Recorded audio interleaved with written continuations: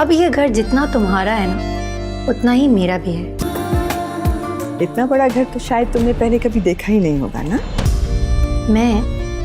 अब इस घर से कहीं नहीं जाने वाली। अस्सलाम वालेकुम नाज़रीन, इक़्तिदार ड्रामे की आने वाली एपिसोड बहुत ज़्यादा इंटरेस्टिंग होने वाली है, जिसमें आप आगे देखेंगे कि मेहरू शाहनवाज के धोखे से बिल्कुल भी नहीं टूटती और ना ही उसके सामने हार मानकर अपने भाई का केस वापस लेती है, बल्कि उल्टा मजबूत होकर उसके सामने खड़ी हो जाती है और उसे कहती है कि अब मेरी जिंदगी का यही मकसद है कि मैं तुमको एक अच्छा इंसान बनाऊं। पूरा ड्रामे आगे देखेंगे कि मेहरू अगले दिन बिल्कुल फ्रेश होकर उठती है और अच्छा सा तैयार होकर अपने कमरे से बाहर निकलती है ताकि वो शाहनवाज को देख सके। लेकिन जैसे ही मेहरू घर के बाहर आती है तो वहाँ पर समन शाह खड़ी होती है और उसे कहती है कि तुमने तो कभी भी अपने ख्वाबों में ये नहीं सोचा होगा कि तुम इतने बड़े घर में आओगी। जिस पर मेहरू आगे से कहती है कि जी आप बिल्कुल ठीक कह रही हैं, मैंने कभी भी इन सब के बारे में नहीं सोचा था, लेकिन अब तो मैं शाहनवाज की बीवी और इस घर की बहू बन चुकी हूँ। ये कहकर मेहरू अपने कमरे में चली जाती है, जबकि ड्रामे की दूसरी तरफ आप देखेंगे अमल ठीक होकर घर वापस चली जाती है और जब शाहनवाज अमल से मिलने के लिए उसके घर जाता है तो अमल के बाप को बिल्कुल भी अच्छा नहीं लगता और वो शाहनवाज से कहता है कि तुम मेरी बेटी के साथ ये क्या खेल खेल रहे हो, तुम उस लड़की से शादी कर चुके हो, इसलिए मेरी बेटी का पीछा छोड़ दो।